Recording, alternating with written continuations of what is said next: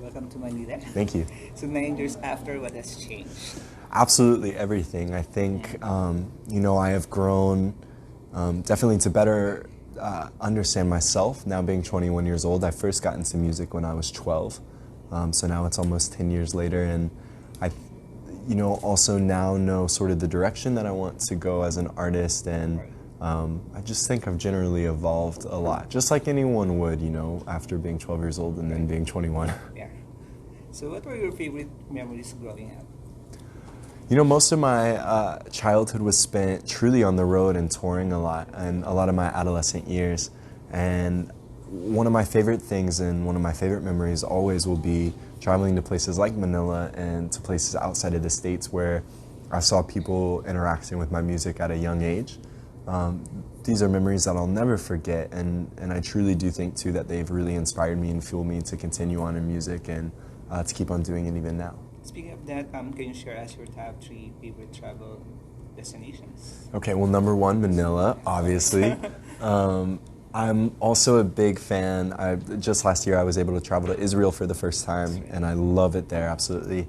And I always enjoy a trip to Oklahoma because that's where I'm from. Have you been to Australia? I've not been to, I've been to like Sydney and Melbourne, but it was very, very quick trips, but I've never toured there yet. Okay. I would love to go. In terms of success, how do you feel about the success that you're feeling? That's a good question because it really has changed for me as an artist now. When I was younger, I was very concerned, or at least far more concerned than I am now, I think, about reception of my work and, what people were thinking all the time and how, maybe a certain song or single or album was performing. And one of the reasons why I feel a bit more confident in what I'm doing now is because I'm worried less about that. I don't find myself too concerned about, thinking about this record. Yeah, I don't find myself too concerned about, okay, how is it going to do numbers-wise, or, are the fans going to like it, or are these people going to like it? I truly just wrote what I wanted to listen to. Right. And I think as a result now the music has gotten a lot better. Fantastic. Can you share us 5 new random facts about you that you're Oh, 5 random facts. Okay. I would say first off, I'm a runner. I'm an avid runner. I love to do that. I try to run every day, but touring sometimes it doesn't happen. I'm a big coffee guy. I love coffee. Drink multiple cups a day. Also kind of a bad thing. Like how many? God, depends on the day, but usually always 2 or 3. Okay. I would say I'm a political junkie. I love staying up to date with politics and current events. Gets me in trouble a lot. I'm very close to my parents, and I always fancy a good cigarette, which is very, very bad. What have you learned about yourself lately? I mean, has it been a discovery or a new or early discovery process? The biggest realization I think I've had after putting out this record and just seeing sort of the success that we've had after it now, I don't think I realized how strong I was. And to know what I've gone through and to know that I continue to keep on pushing, to continue to keep on fighting on, now looking back at all those years where I was dropped by my label, where no one would answer the phone in LA, no one wanted to write with me, no one wanted to get into the studio, no one wanted to represent me. To now being in a position where, things are really good right now. And to recognize that strength, I think that's what I've learned through this process, is that I'm stronger than I thought I was. You are. Oh, thanks. For you, what is music? Music is not only my life, but it's my fuel. It's what drives me. It's what excites me.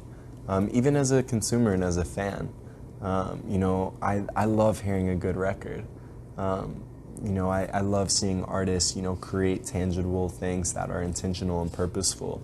It really makes me excited, so it's the driver of everything I do. Right. Do you still get stage fright before the performance? Not necessarily. I don't think I really feel nervous before performances. I do feel a sense of anticipation, but I wouldn't necessarily call that stress or anxiety or nervousness by any means. How about rituals or Rituals, there is a lot of hot tea that I drink before every show. I do vocal warm-ups, which is very, very annoying to hear. I also have a little set of trinkets that I bring to anywhere I go around the world, little things from my home and sort of like little collectible items and stuff. So I put those out, and it's the Freddie Mercury trick, but I have one shot of room temperature vodka before I go on stage every night. Because it doesn't get you drunk, it just gets you excited, gets you ready. Okay. Yeah. Which do you prefer, recording, songwriting, or performing live? It's hard. I mean, I love writing, but I will say I get such an energy from touring, from performing live. When I go on stage every night and I get to play for that 1 hour and 30 minutes, that's like the most fun. That's where I feel the most calm and the most at peace. Okay. Are you the type who easily gets affected emotionally by the music? Or? Yeah, I hope so. Gosh, I can't imagine an artist that wouldn't. I wouldn't trust that artist. I'm incredibly emotional about all the things I write and everything that I do in music. What's your songwriting process like? It changes per every song and per every record. For Portraits, it was really sort of me just, banging my head against the wall every day in the studio and thinking, okay, let's let these walls down and let's truly be vulnerable. But it starts sometimes with a melody. I hear things in my head all the time. So I hear melodies, I have lyrics, I have ideas. And so sometimes it might start with a melody, sometimes it might start with a certain word, a certain phrase, or a piano line. It truly changes every time. What's your favorite song in the Portraits? Oh, I love all of them. You can't ask an artist that, come on. Okay. A song that, though, really resonates with me, okay, there it is.